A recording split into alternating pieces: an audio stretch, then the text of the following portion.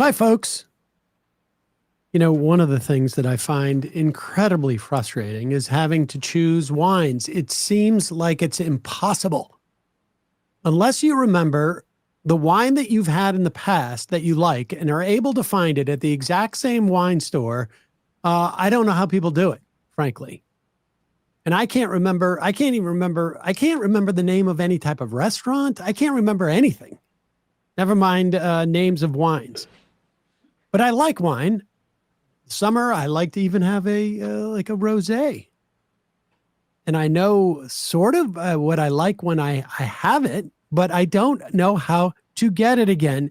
And that is why I love Naked Wines. This podcast is sponsored by Naked Wines today. And Naked is a wine club that directly connects you with the world's best independent winemakers so you can get world-class wine delivered straight to your door. Use our code majority for the code and the password at nakedwines.com, and you will get 6 bottles for just $39.99. Now, for me, like I say, I love a rosé in the syrah. I don't drink that many bottles over the course of the summer, but enough. But my big go-tos are like Syrahs and Petite Syrahs. And I even found a great Pinot Noir on Naked Wines. And the beauty is that I know from my order history what the wines I've gotten in the past are that I love. How do they do it? Well, Naked Wines brings you amazing wine straight from the winery at up to 60% less than you would pay in a store. This cuts out extra costs like middleman markups. My sister used to represent some wines from Italy, and she told me the markups on wines are crazy because there's all sorts of middle people, frankly. But the beauty of Naked Wines, they can pass those savings on to you without skimping on the quality. Naked Wines has been around for over 15 years. They back over 90 independent winemakers around the world, and you will find the wine that you love. Now's the time to join Naked Wines community. Head to nakedwines.com/majority. Click enter voucher. Put in our code majority for both the code and the password. You will get 6 bottles of wine for just $39.99 with shipping included. That's $100 off your first 6 bottles of nakedwines.com/majority. Use the code and password majority for 6 bottles of wine for $39.99. We will put all of this info in the podcast and YouTube descriptions at majority.fm. And now, time for that aforementioned show. The Majority Report with Sam Seder. The destiny of America is always safer in the hands of the people than in the conference rooms of any elite. Sam Seder. They are unanimous in their hate for me, and I welcome their hatred. We must guard against the acquisition of unwarranted influence, whether sought or unsought, by the military-industrial complex. The Majority Report with Sam Seder. And I get the feeling you've been cheated.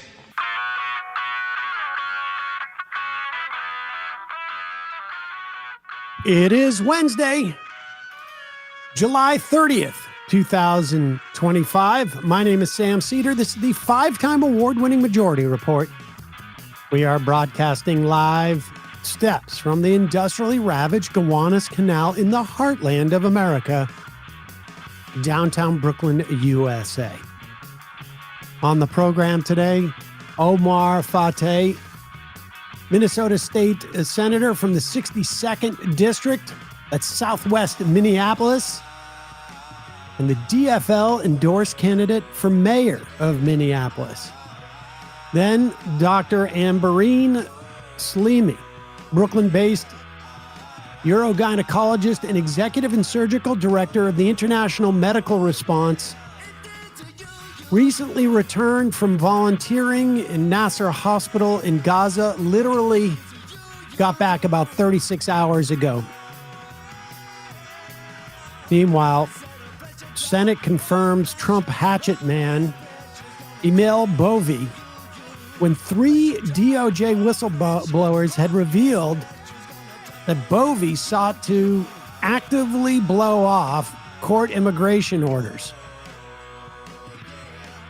Trump, in a slip-up, claims Epstein stole traffic victims from his Mar-a-Lago employ. Senate Dems plan to trigger the Rule of 5 law to seek DOJ files on Epstein. Meanwhile, GDP growth at 3% suggests that the tariff front-loading as imports drop precipitously. Trump announces a 25% tariff on India, plus a penalty for dealing with Russia. Says the August 1st deadline is firm again. Pete Hegseth planning his exit strategy, looking to run for office in Tennessee. The DOJ finds UCLA in violation of civil rights in Trump's assault on DEI and pro-Palestinian protests.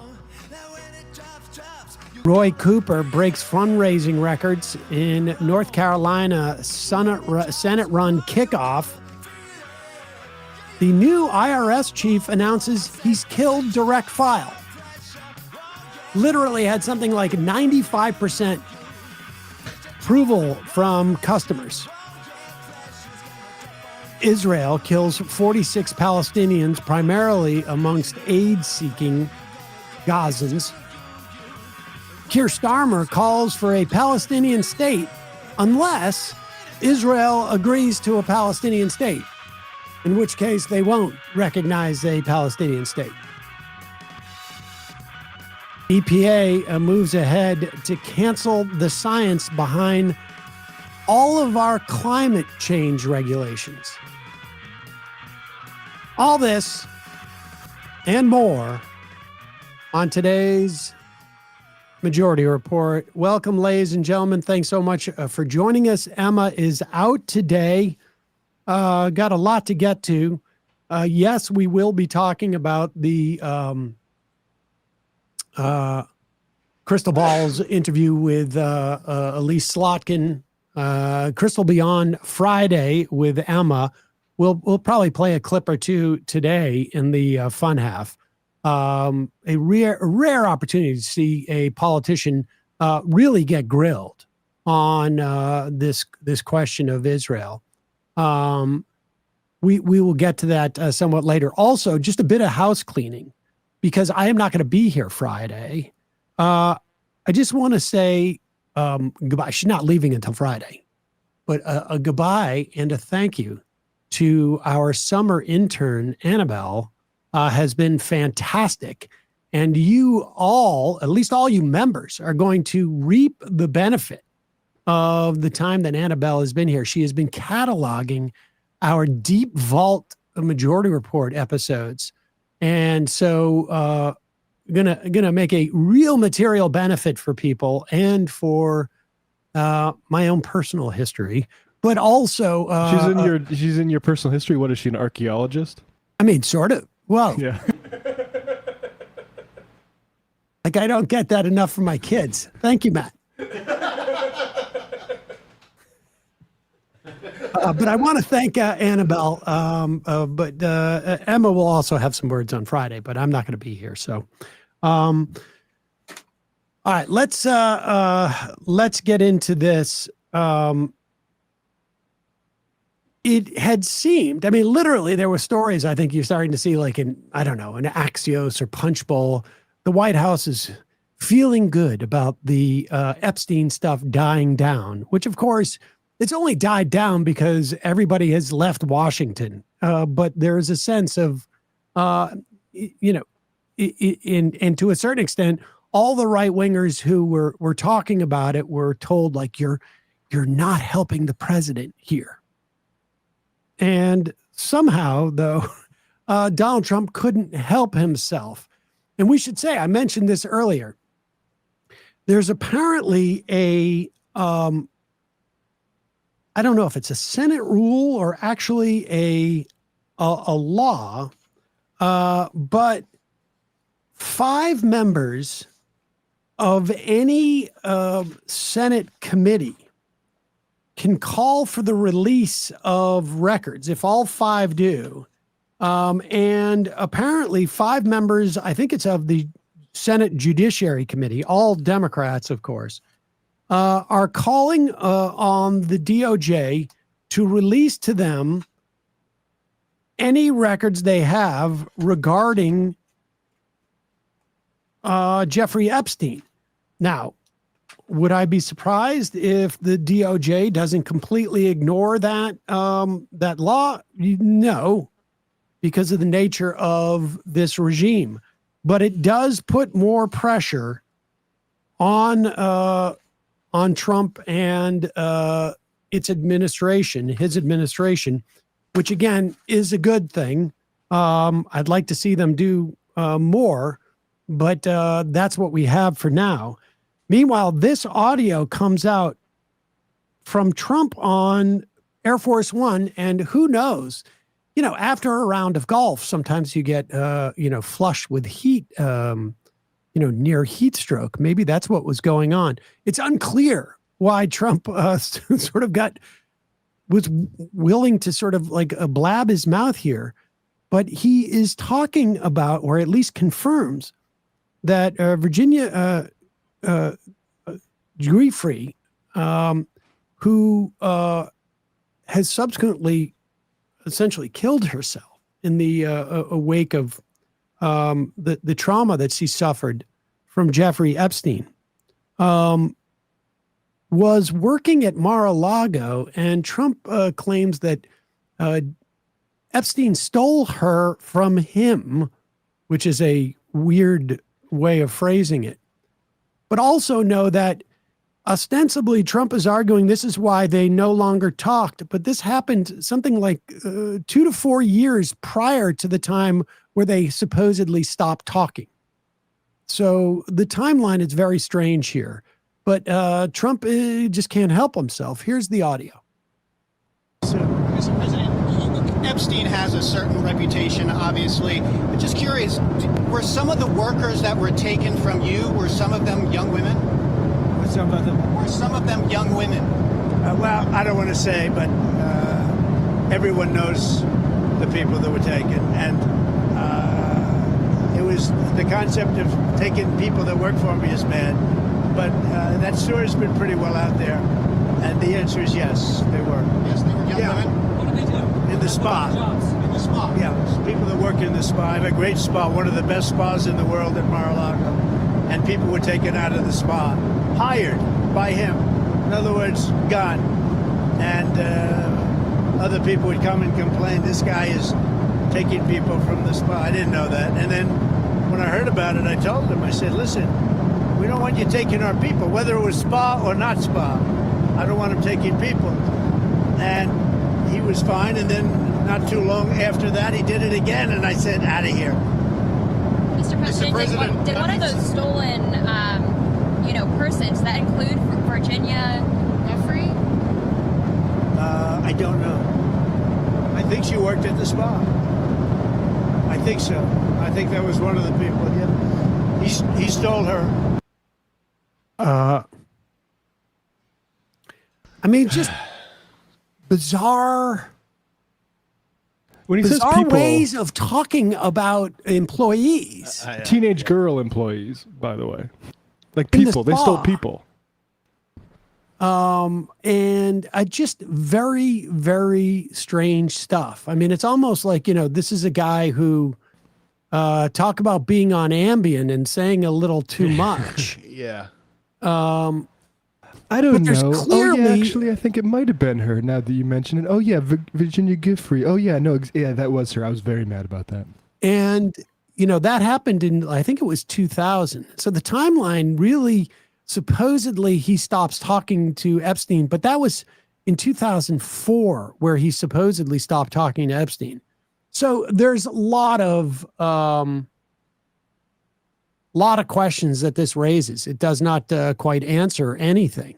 And it shows even more of a connection between women that Epstein trafficked and exploited and assaulted, raped, and those who worked at the Mar-a-Lago spa, which I think explains, why Trump wants to run as far away from this stuff as he possibly can. I don't think this story is going to go away for him, not for a while anyways. And the Democrats in the Senate doing their best to continue to stir it up. It's just interesting. Trump has an entire, team of undocumented Polish guys taking out asbestos in the Trump Tower and has no idea about it because, somebody else handles the employees that work under him. But teenage workers at masseuses at a spa, he knows them by name. It is sort of amazing that this guy knows the individual workers who are underage women or girls at that point in his spa. I mean, he's supposedly got all of these different businesses, and that's who he's focusing on. I mean, just keep him jet lagged. Kind of keep weird. him on that plane, keep him jet lagged, and we might solve the whole thing.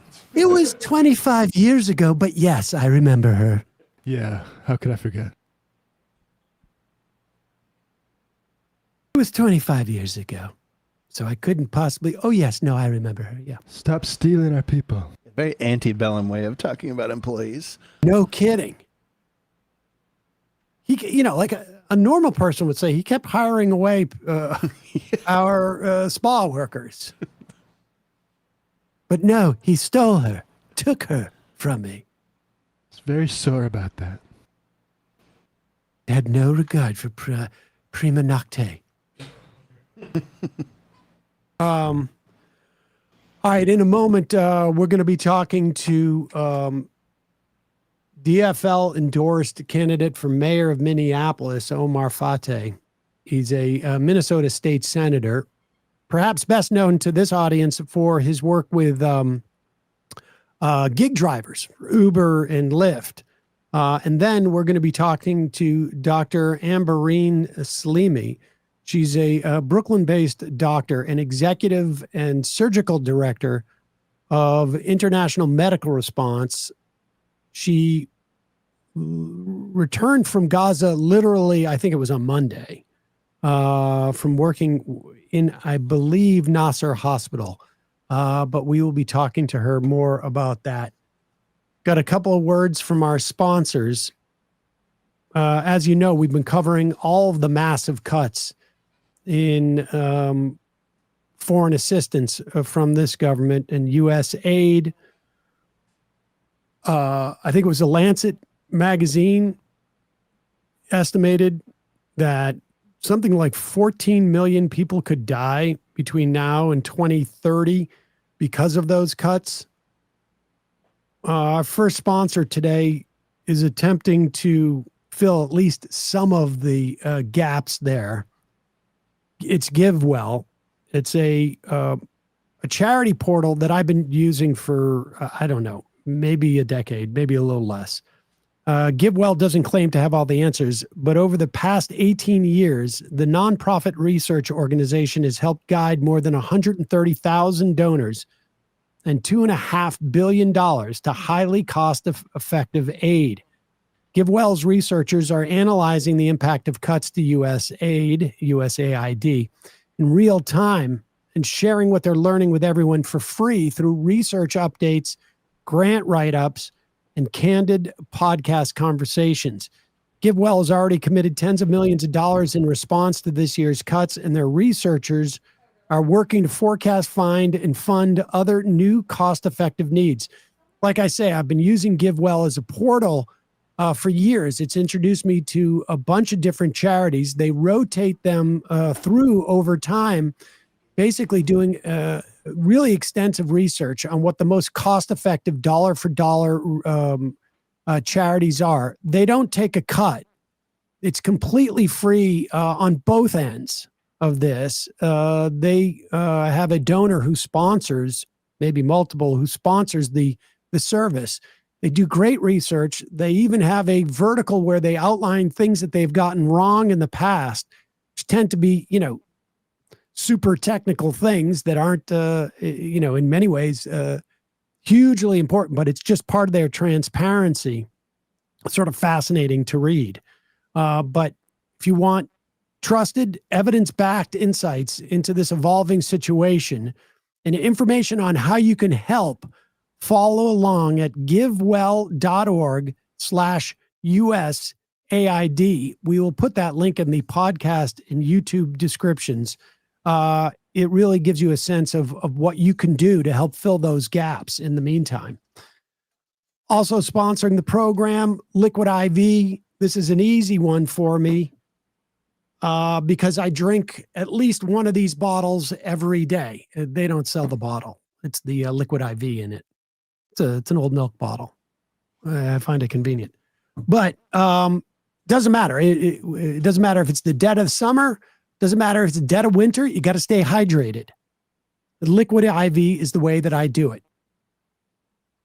You can capture some sun-drenched memories. They got a new flavor, Orange Vanilla Dream Hydration Multiplier from Liquid IV. It's like a creamsicle. It's got that sort of a nostalgic vanilla orangey flavor that creamsicles had. Keeps you better hydrated than water alone. You can visit liquidiv.com. Use the code MajorityRep. That's MajorityRep at checkout for 20% off your first order. Liquid IV helps boost hydration. It's super easy, super convenient. They come in little powder packets. You can travel with these things. You can bring them in your backpack. You can take them on flights. You can drink, use them the day after you've had too much fun the day before. For me, every day, it is a ritual I have. And for me, I'm hooked on their sugar-free options that they have. My two big ones, they got a lemon lime and a raspberry lemonade, which is delicious. That's the one I've been hooked on. But they also have white peach. They got rainbow sherbet. I think they got a white grape. It's just one stick, 16 ounces of water hydrates you better than water alone. It has 3 times the electrolytes of the leading sports drink. It's always non-GMO. It's vegan. It's gluten-free. It's dairy-free. And it's soy-free. It's got 8 essential vitamins and nutrients. You can savor the last bits of summer with Liquid IV. Tear, pour, live more. Go to liquidiv.com. Get 20% off your first order with code MajorityRep at checkout. It's 20% off your first order with code MajorityRep at liquidiv.com. We're going to take a quick break. When we come back, we're going to be talking to Omar Fateh. He is a Minnesota state senator from the 62nd district, and now the DFL endorsed candidate for mayor of Minneapolis. We'll be right back after this.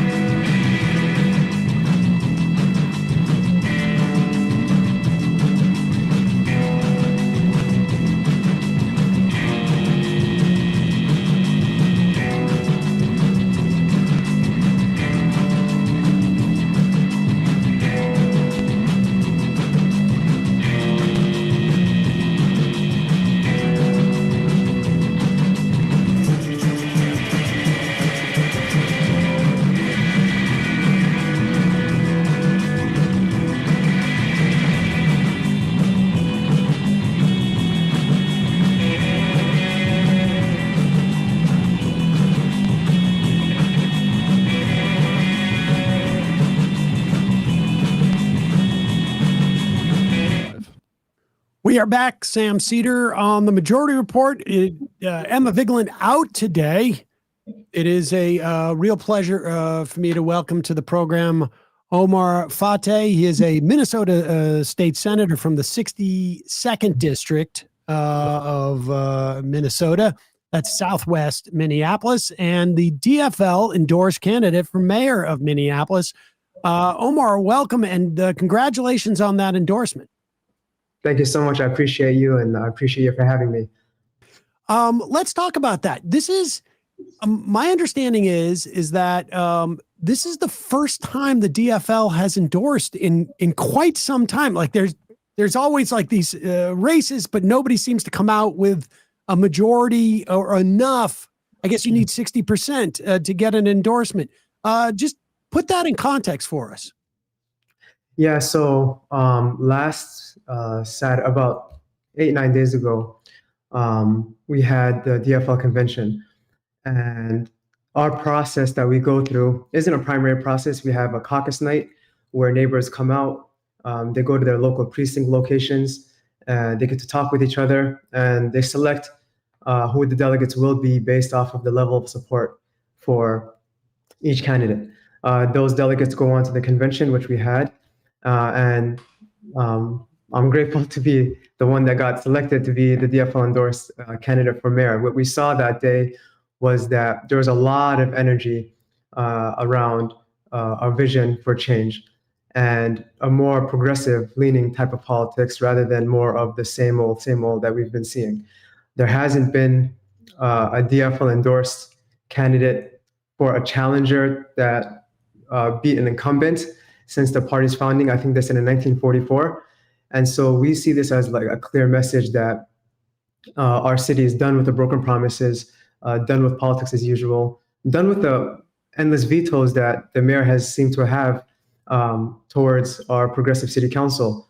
And so we built a really broad coalition of working class people, teachers, transit riders, young folks, immigrants, and just longtime DFLers also that are just fed up with the system.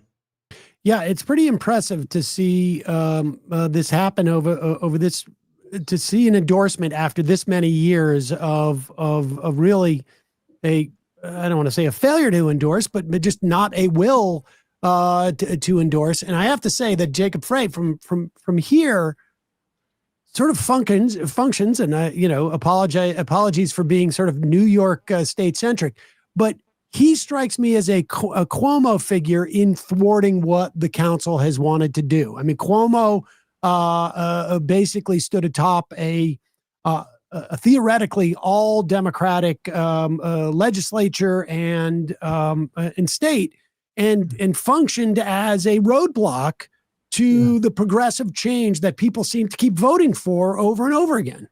Tell us a little bit more about the problems that you feel that Minneapolis is facing, and what your ideas are to address them.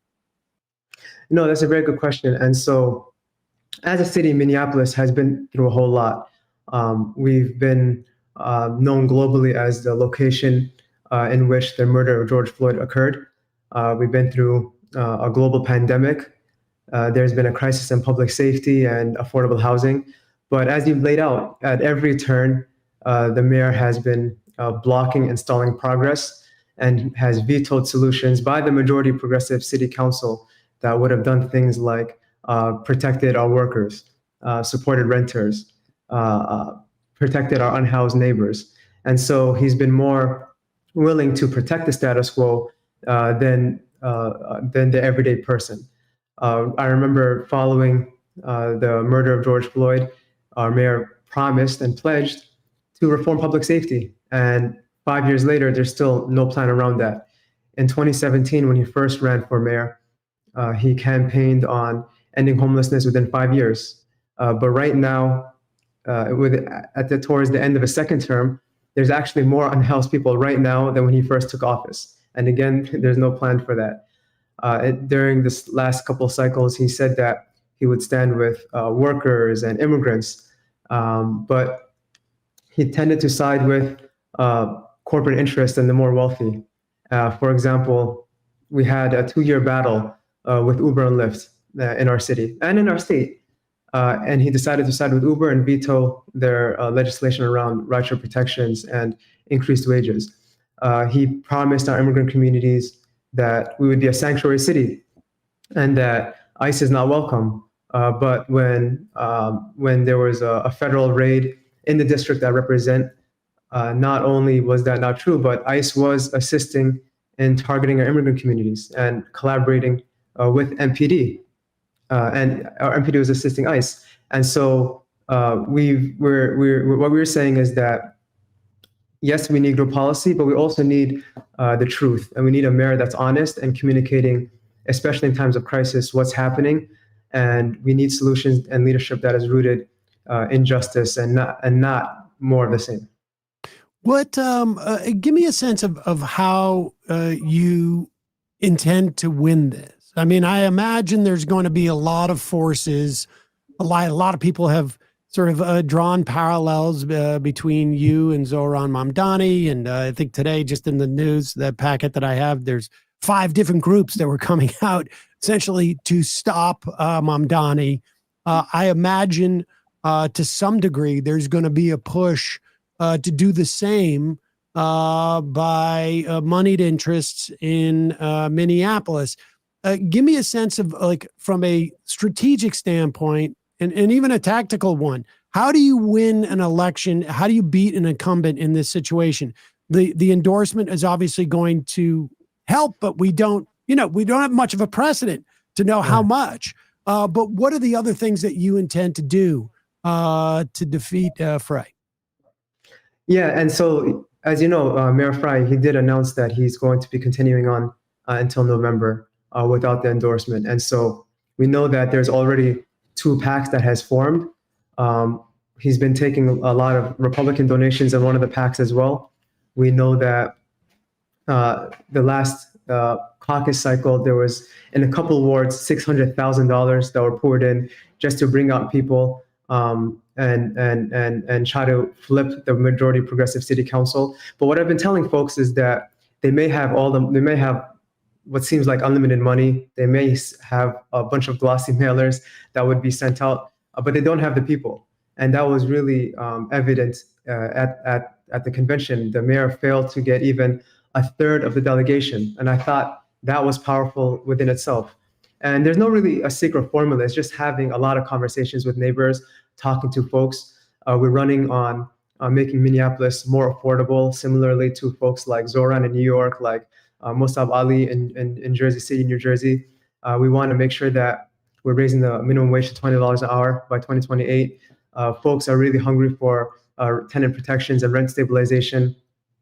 They want to see a city that's protecting our most vulnerable from a hostile federal government. And again, as I mentioned earlier, not allowing our police to collaborate with ICE. But also, at a time that we're still having a lot of distrust and unease around our public safety system, there's a lot of work we can do around public safety that actually works for everyone.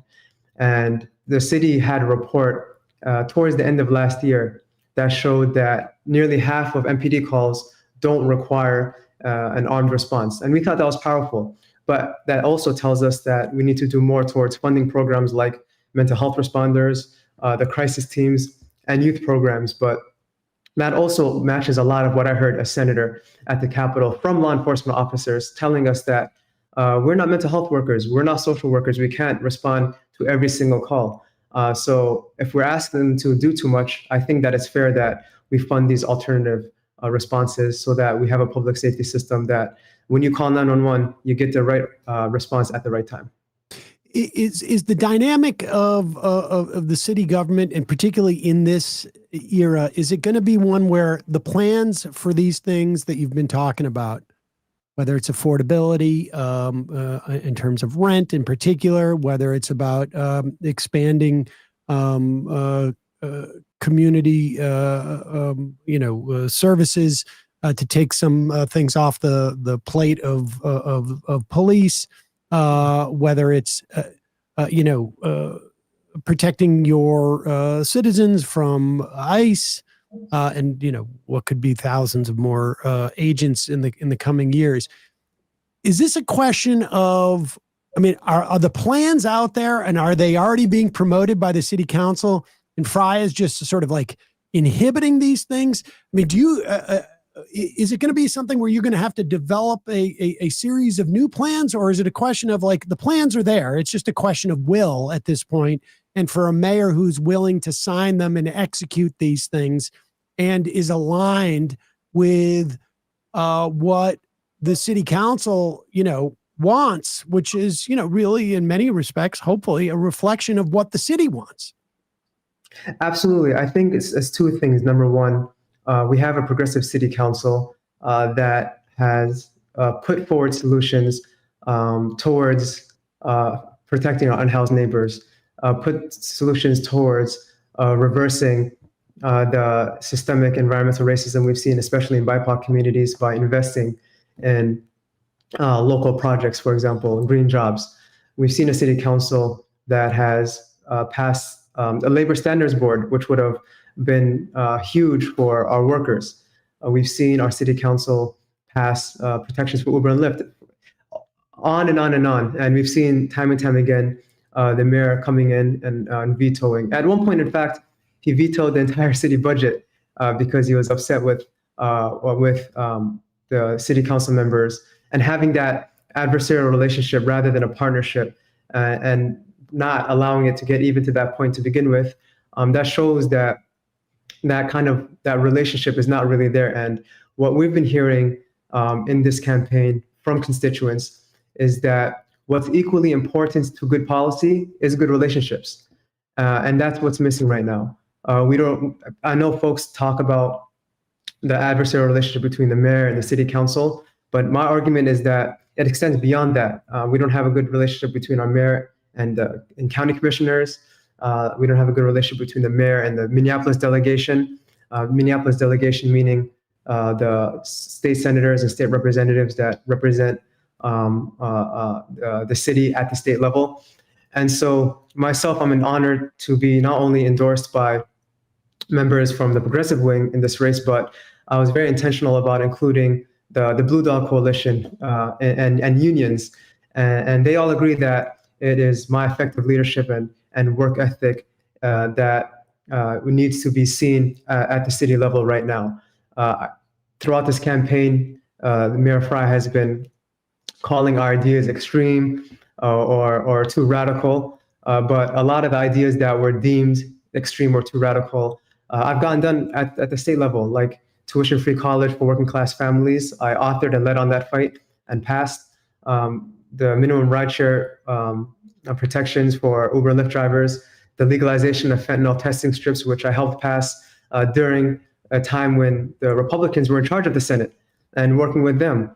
And so I worked with my colleagues across the ideological spectrum to get things done. And that shows that, again, the secret formula is just having good communication and talking with people. And by the way, all these progressive ideas that I've been known for to get passed, I've passed with Republican support also. So these have been bipartisan bills. So if we're able to get Republicans on board, then I think that it's a shame that we have a city that's all Democratic, that has a mayor that has been blocking that kind of progress. You mentioned support from unions, and I know that Fry has had some issues with the Labor Standards Board. What is is this just a personality issue, or is it that he's representing a set of interests that are just, broadly speaking, in conflict with much of what folks in Minneapolis want? I think he's responding more to the wealthy class and the donors, the folks that had put him in office, and alongside with that, to defeat some of these policies like the Labor Standards Board. We've seen that there's been a lot of lies around what it actually is, and especially towards our BIPOC and immigrant businesses, talking to them about saying, this is a board that is a decision-making body that will kill your business. This will directly harm you. You'll be forced to shut down. In reality, that was not the truth at all. And so we need a mayor that will, number one, be upfront and honest about what some of these policies are, and articulating and educating folks, especially in a time when misinformation spreads really quickly.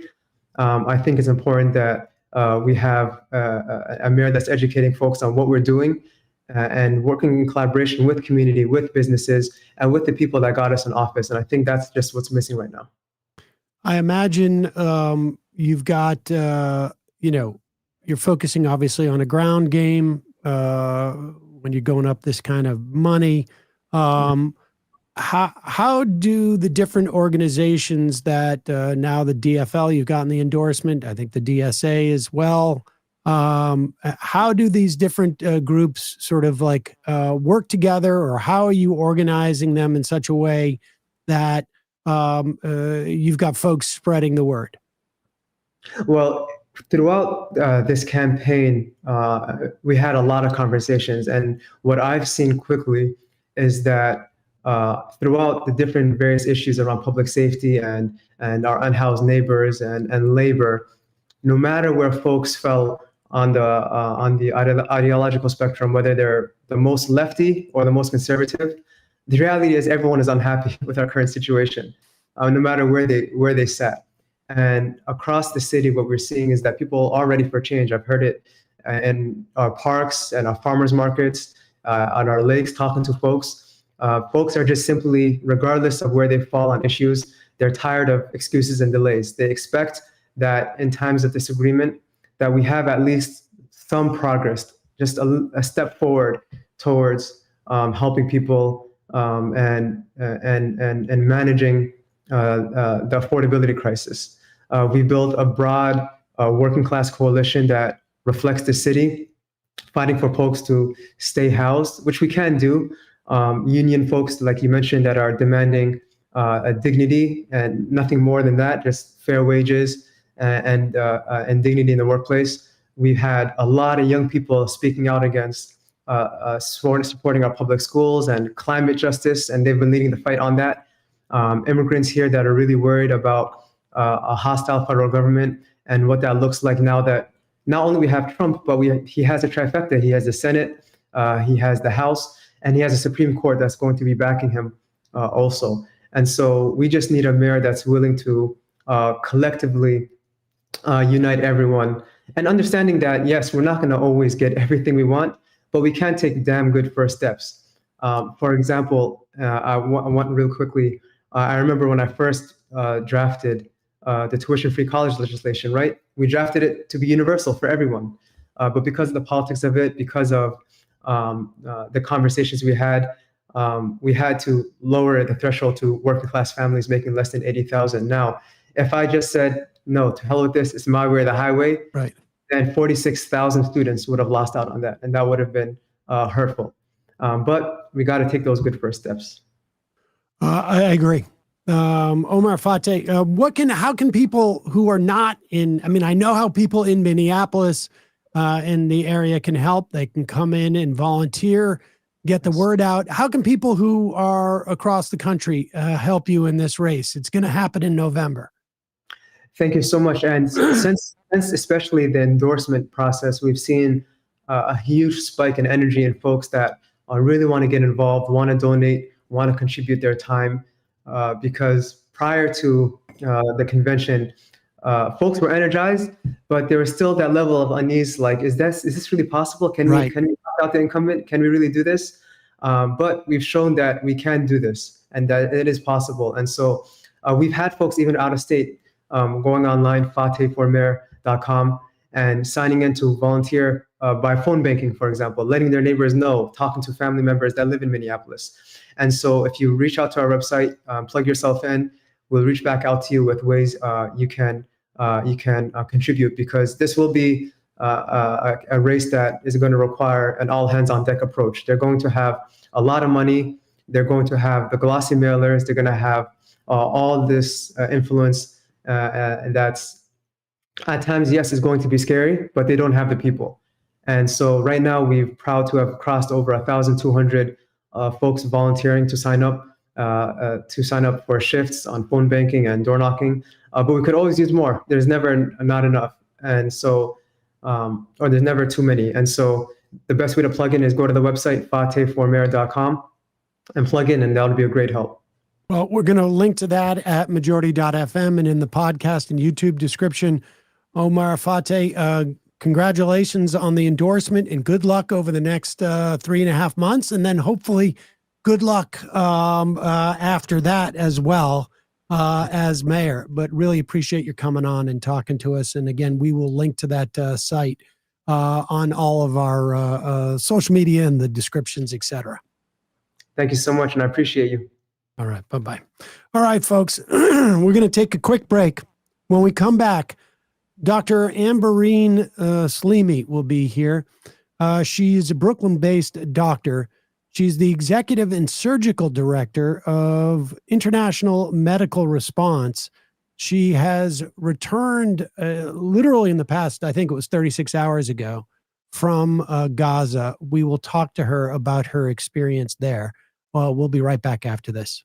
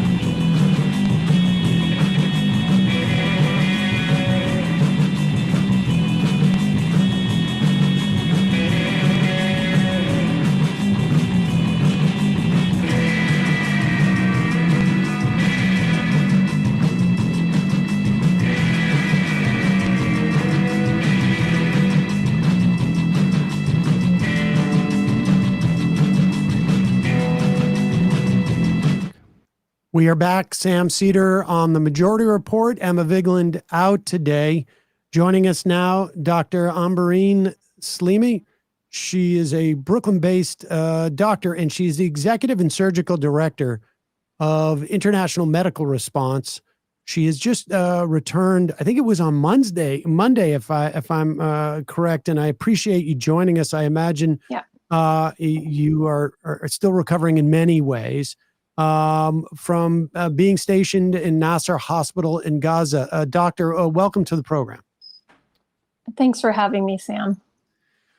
Well, just give us a sense of just on purely sort of like data points. How long were you in Gaza? Were you stationed in Nasser Hospital the entire time? How many times have you visited Gaza over the past, et cetera? Sure. I was supposed to be there for 3 weeks, and originally we were going to go up to the north to one of the hospitals there, but the security situation was had deteriorated to such a point that they put us right in Nasser Hospital, which is in kind of the middle of Gaza. And I was supposed to be there for 3 weeks, but on the day that we were supposed to exit, there was a real increase in bombing and security concerns. So we actually were canceled from leaving, and we didn't leave until half a week later. So it ended up being almost 4 weeks. And, I think I answered all your questions. Was this your first trip to Gaza? Oh, yes, it was. But I have been trying to get to Gaza for over a year. So I was really thankful when the group that I finally connected with said, can you be ready in 3 weeks? And I was like, sure. And then they said, can you be, are you able to go for 3 weeks? And I said, sure. And then the next thing I knew, I had a plane ticket and was ready to go. Give us a sense of what you saw over the course of those near 4 weeks, and if there was a change over the course of the week in terms of the casualties you saw as the Israeli bombing and where there was, there was reports today of dozens who were killed, and at least a dozen of those who were seeking aid down and were brought to Nasser Hospital. Give us a sense of what you saw. I will. Thank you. Well, like I said, it started off with our original logistics being a little changed because of the security situation. And then in the first few days at Nasser, it turned out that in the past, they used to have people go back and forth between a guest house every day. So we'd be transported and then brought back unless we wanted to stay overnight duty. But the security had deteriorated because of the increase in the Israeli bombing, the increase in the quadcopter shooting, and also because we were very close to, I think, one of the primary GHF food sites. So there was a lot of Israeli military presence close to Nasser. So all of those original plans and how they had done things logistically had gone out the window. And we ended up just staying in the hospital, which is what all the teams did, not going back and forth and not being able to leave the actual hospital compound because of security concerns. And in the first few days that we were there, we had gotten notices from each of our, groups, logistics people, that the security situation had really deteriorated, that there were tanks right outside on the roads right outside. I mean, there was bombing constantly, and we could tell it was getting closer because the entire hospital shook at all times. At nighttime, if you're sleeping, it wakes you up. During the days, as you're taking care of patients, or in my case, I spent most of my time in the mornings up until the afternoon in the maternity hospital. As a urogynecologist and OBGYN, that was my primary placement. And we would have morning report every day with the residents and learners and the attendings, or consultants as they're also called. And the entire lecture hall would just shake. And that was one of the most surreal moments. Was the first morning report was looking out this window and just seeing plumes of bomb smoke. And everyone just pauses for a second and then goes on and continues with the work at hand. And I feel like for me, it was a month of dealing with this, and I could not imagine what it was like now, 20, 21 months of having to deal with this every single day and hoping that one of the bombs didn't hit your tent while you were sleeping.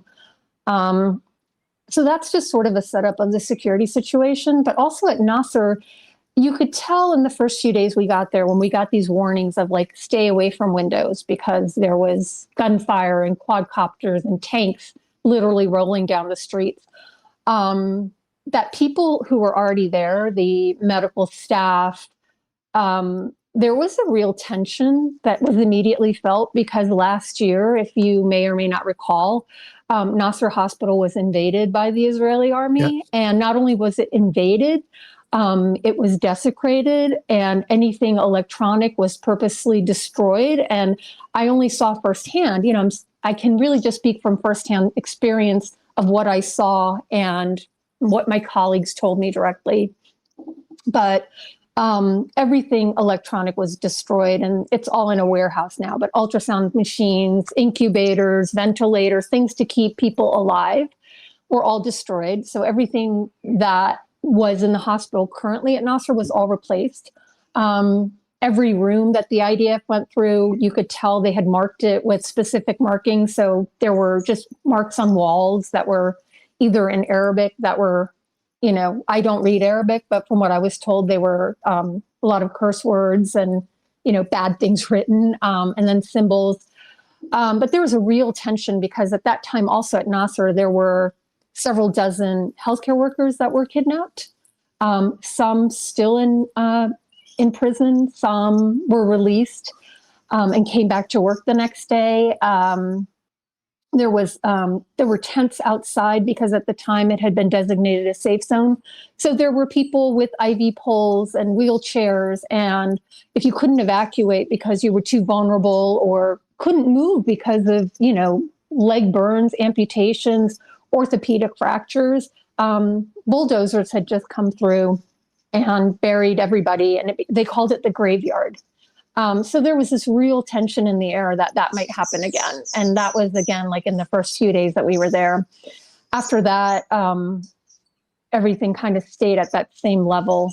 And then the intensity of trauma that came in because we were so close to these GHF aid zone sites where people were getting shot and brought into the ERs and brought in, into the ORs, there was a real increase in casualty and morbidity and mortality that we saw that when I was there. And it was just by the numbers, you could tell people were just completely overworked. Oh, and at the same time, we had several months of a Israeli blockade and siege of any food aid coming in, any medical supplies coming in, any baby formula, diapers, anything that you need to kind of survive and live was being blocked at the border. So that was an added element of stress, tension, fatigue that kind of was everywhere in the Gaza Strip. Can you, I imagine you saw sort of two, well, you tell me, but imagine two broad categories of patients. I mean, the ones that you're seeing in your role in the maternity ward.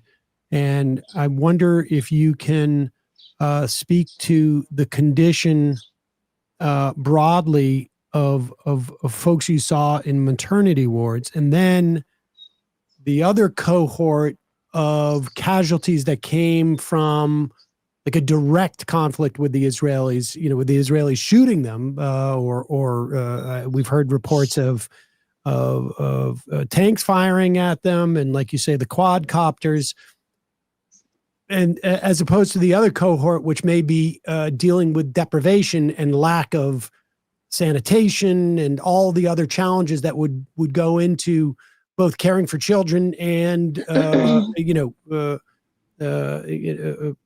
prenatal care, and I would imagine other children that you saw.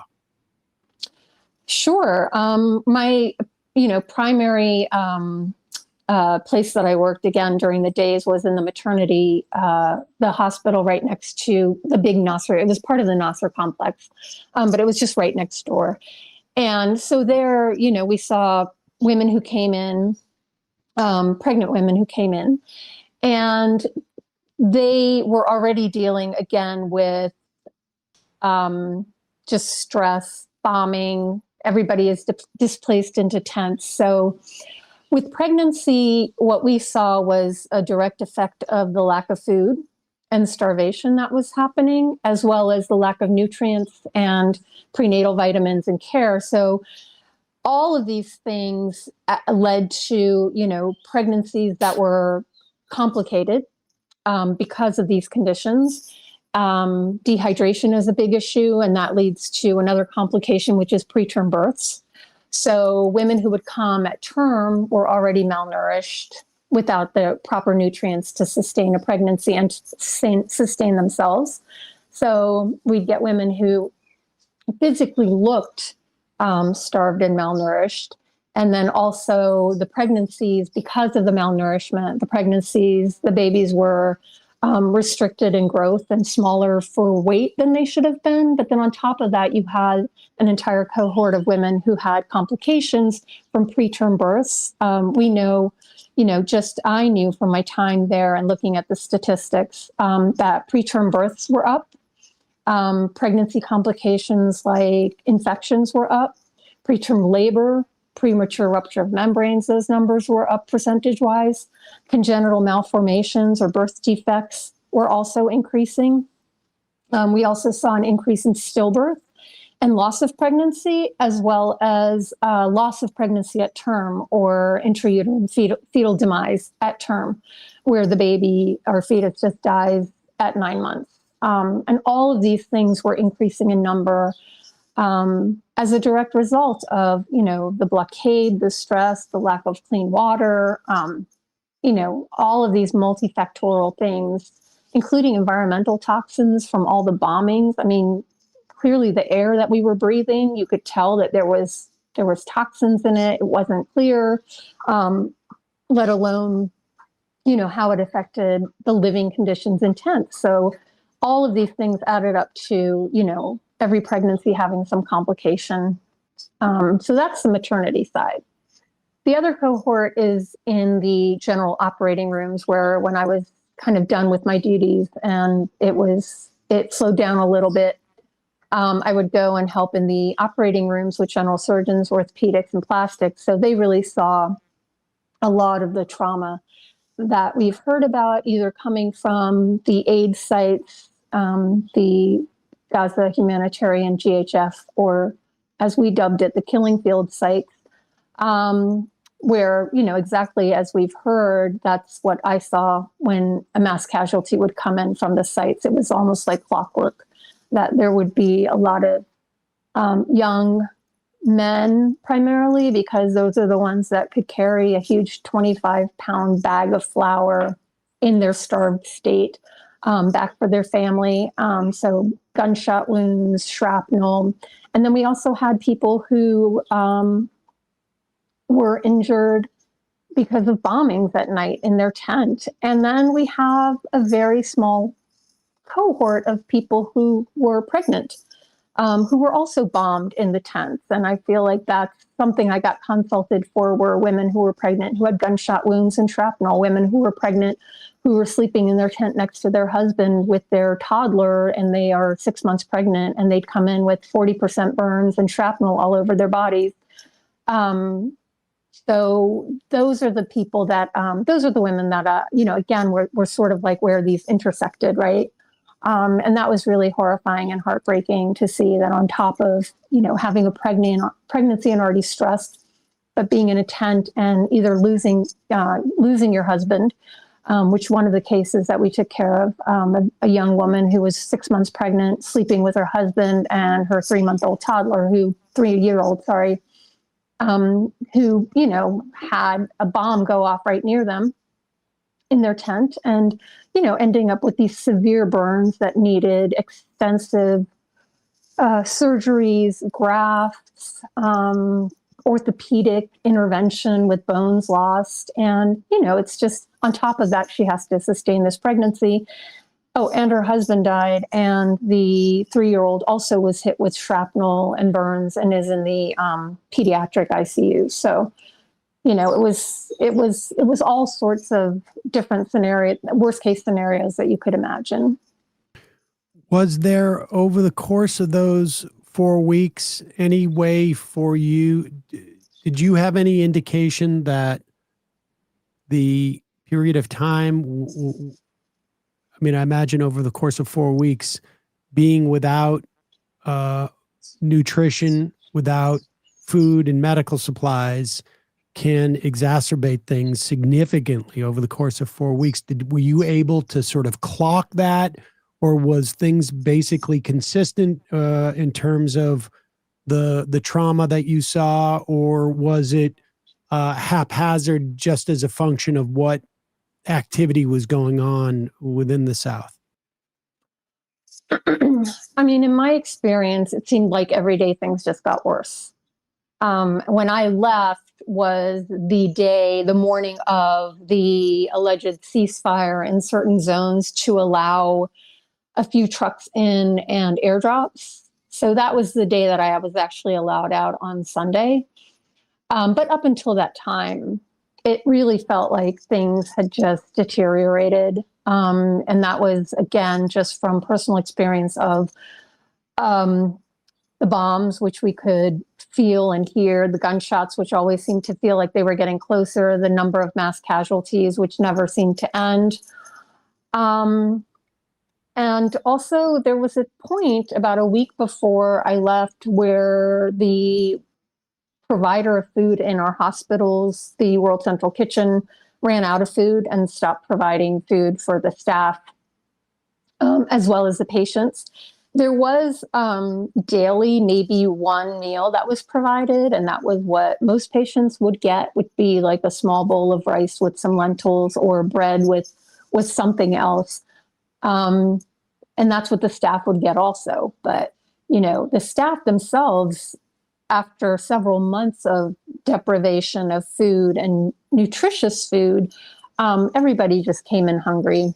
Everybody came in hungry and fatigued, and you could just tell from their how they looked. People were very happy to show what they used to look like before, even a year or so earlier. And everybody, just staff, nursing, everybody, the doctors looked looked thinner and were definitely more fatigued. But, you know, I have to say everybody showed up to work every single day that they were supposed to, did what they had to do, and never, you know, kind of never lost track of the site that they were there as clinicians and healers to take care of patients. And for that, I think that's pretty incredible.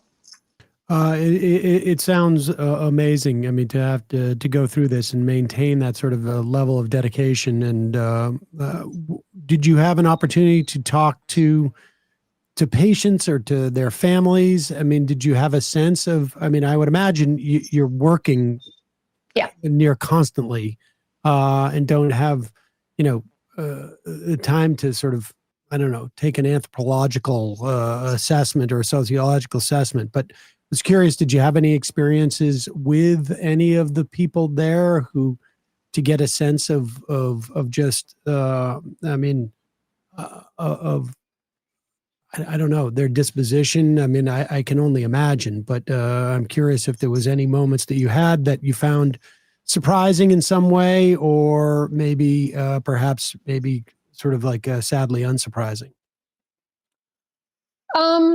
You know, I mean, I think we all have intimate relations with and conversations with our patients that we take care of and round on and see daily. And I think everybody was just very tired of the bombing, tired of the siege, and really wanted peace, wanted the bombs to stop. And I heard again and again, we just want to live our lives, you know?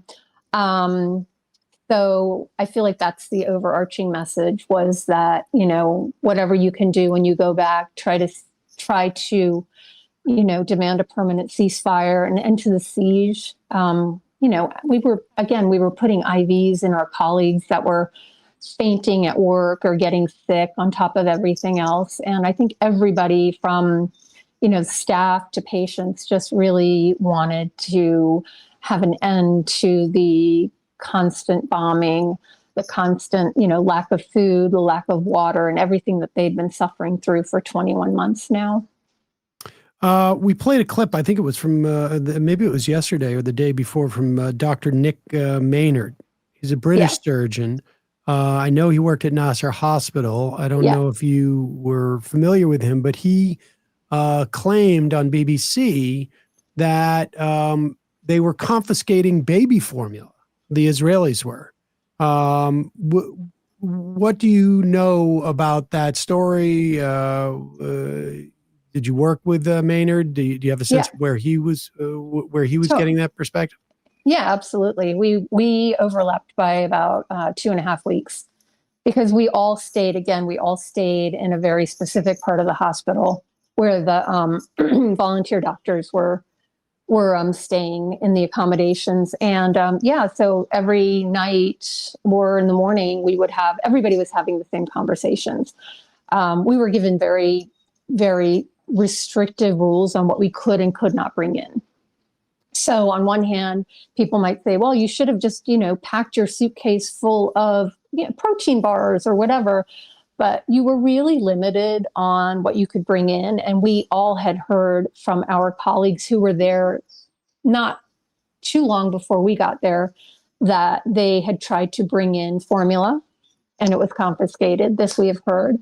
Anything, when you were brought in, you were scrutinized, your suitcase was looked through, and you could only bring in things for yourself. So we were asked to bring in food for ourselves for the time that we were allowed to be there, and nothing more, nothing less. Like, that was it.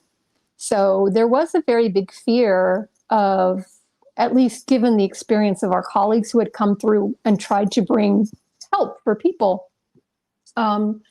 that things were confiscated. And so, you know, that was on everybody's mind when you packed. You know, would I have loved? Of course, I knew that there was a baby formula shortage, but I also knew that they go through all your bag and check everything, and the Israelis would take it away and throw it away. And would they provide any explanation? Was there any? Did you guys hear of any explanation for that, other than we just not going to allow baby formula into Gaza? Yeah.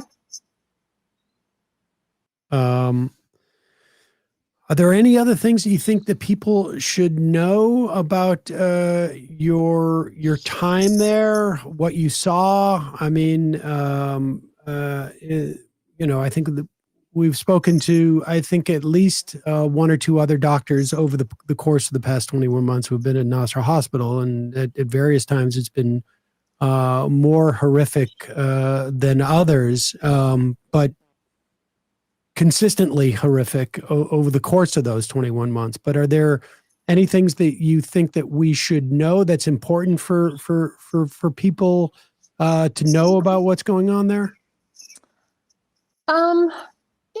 Besides what I've already spoken about, I think one of the things is that as I left, it was so bittersweet.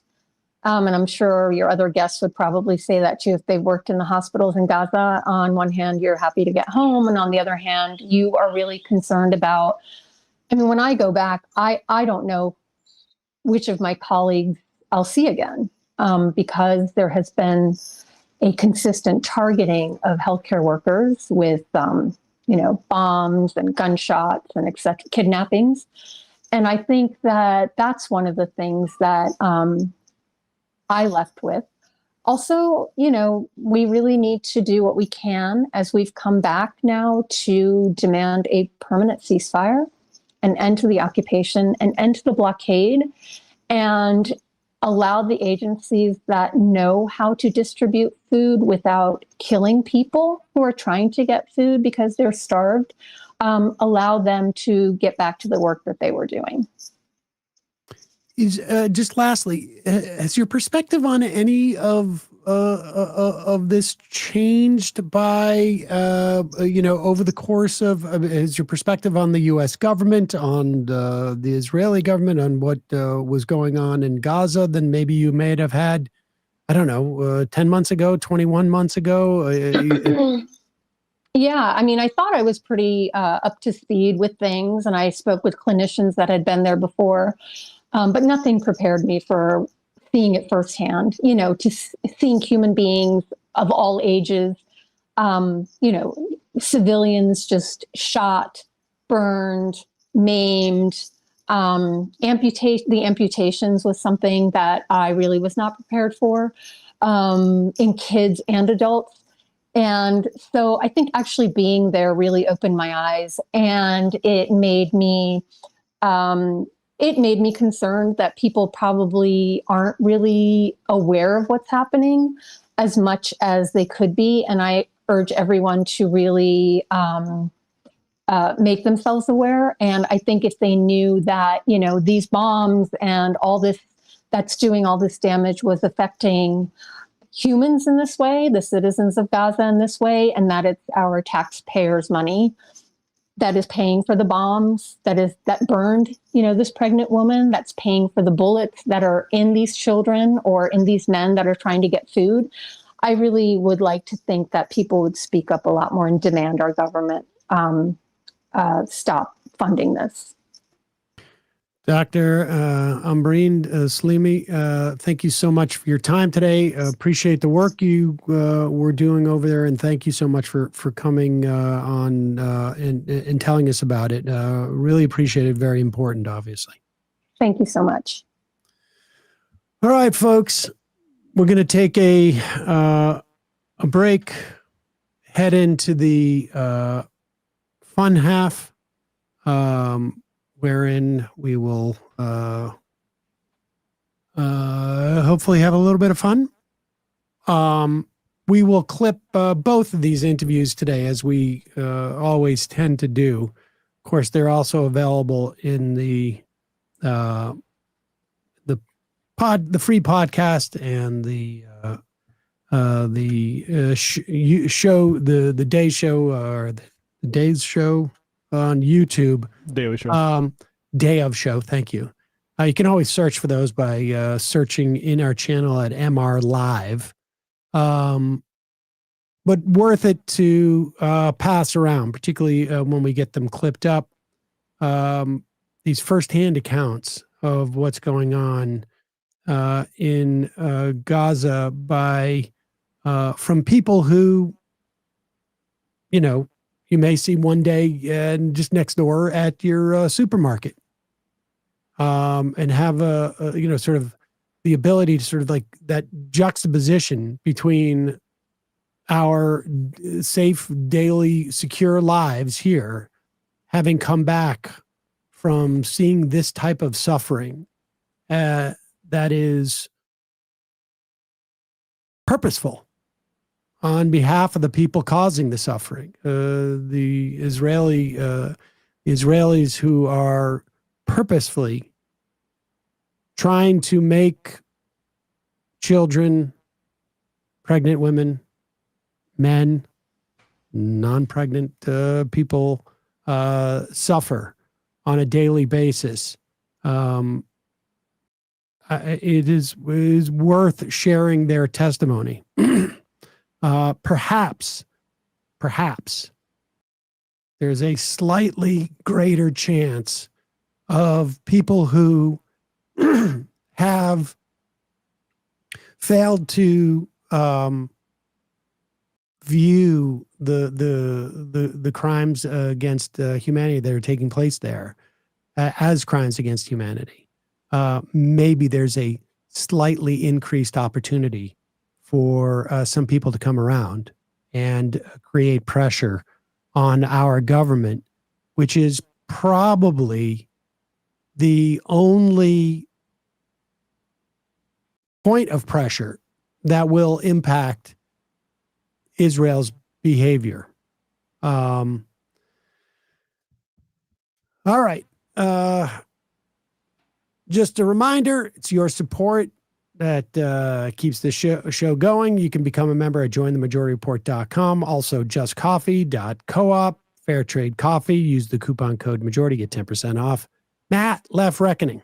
Last night on Left Reckoning, we had Neil Meyer on talking to David and I about typology. What is democratic socialism? What is social democracy? What is communism?